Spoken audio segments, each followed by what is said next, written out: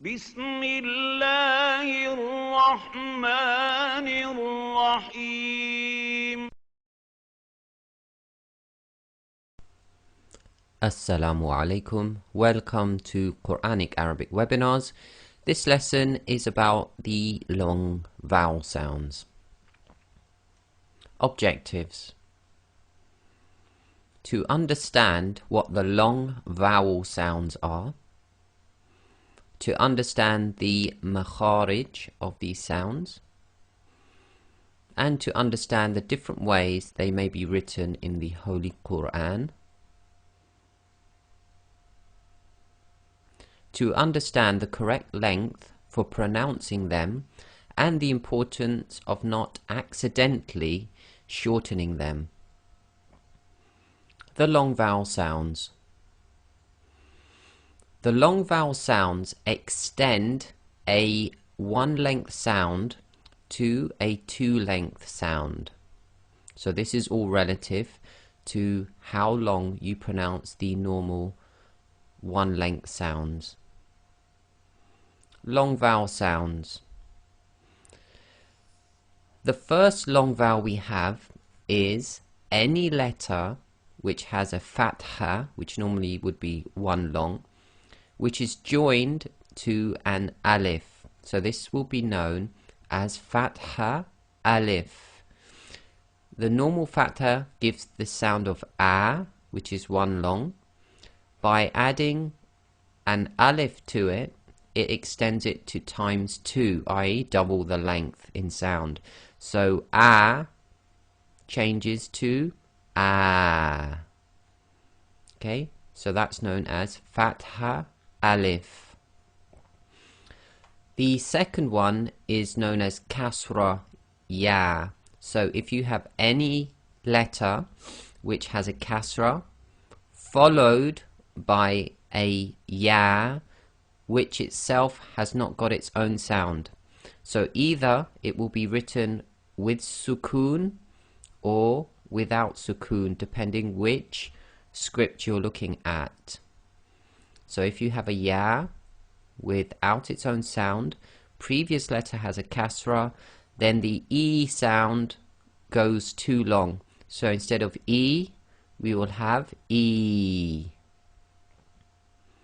And the third one is known as dhamma wow.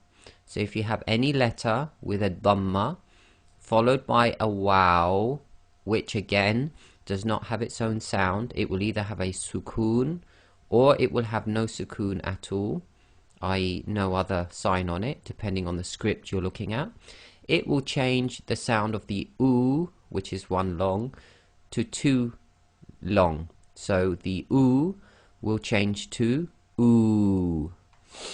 So the fatha alif gives the sound of a, the kasra ya gives the sound of e, and the dhamma wow gives the sound of oo. So now we'll look at the importance of getting the lengths correct. Changing the length of a sound so that the meaning of what is recited is changed. So what we're going to explain here is that by pronouncing the sounds incorrectly, i.e. in their length, can change the grammatical meaning of what you're reading. So here we have a word in Arabic which is qa la. So we have the fatha alif taking place, the long vowel, which is qa, which is two long, and then the la, which is one long. Now in Arabic, qala means he said, i.e. grammatically we're talking about a single male, third person. Now here we have another Arabic word very closely related, which is qala. So both of these are fatha alif and they're both too long. So qala means those two men. So again, it's still third person male, but we're now talking in the dual sense, so two men. So now if you accidentally say the first one, which should be qala, and you accidentally extend it and say qala, you've now changed the meaning from he said to those two men said. So effectively, if you change the lengths, or if you read the lengths incorrectly when you are reciting the Holy Quran, you are changing the meaning of what you read, and this is a major mistake, and according to some scholars this is sinful.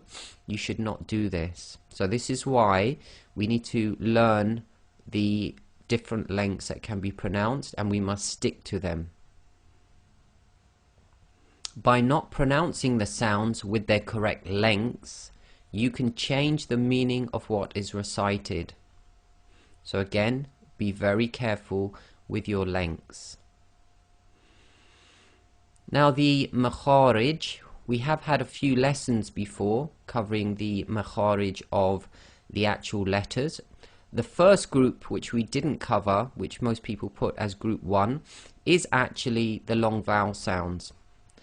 So the first one we have here is fatha alif, which gives the ah sound. And if you say ah, you'll notice that the air is actually coming all the way up through the throat, through the oral cavity, and out through the mouth. So say ah, and you'll notice your tongue goes quite flat. The second one is the kasra ya. So when we say e, remember with kasra we normally smile when we say e. And you'll notice again the air is traveling all the way from the bottom of the throat, all the way through the oral cavity and out through the lips. And when you say e, the middle of your tongue will rise, but enough gap is left for the air to go through. And the third one is a dhamma wow. And if you say ooh, you make a round circle with your lips and the back of your tongue will raise. And again, the air is flowing nicely through the oral cavity and the front of your mouth, i.e. through the lips. So in essence, all of the long vowels, the air just flows through your mouth all the way from the bottom of the throat, through the oral cavity and through your lips. Okay, so now we're going to cover just a little note, what I've put here as vowels or consonants. Note, alif is not a consonant, but a long vowel sound. The alif is actually an alif, I'll explain that in a minute, and although it is included in the 29 alphabets, it is not a consonant at all. So what I'm saying here is when you looked at the 29 alphabets, and you'll see this in most books, it will say alif, ba, ta. Now all the letters in the alphabet are known as consonants. They're proper letters, but the alif itself is not a letter in the sense it will not carry its own sound. The alif is actually a vowel. It's used to lengthen the sound of the fatha before it. So it's written in the alphabet because you need to know what it's called. It's called an alif. But it doesn't act as a consonant. The consonant that you see sometimes drawn like an alif is actually the hamza, and I'm going to explain this in a minute. Note that with long vowels, the waw and the ya, which are normally consonants, are being used as long vowel sounds. So we know so far that waw and ya are in the alphabet, and they would normally be classed as consonants. So let me explain.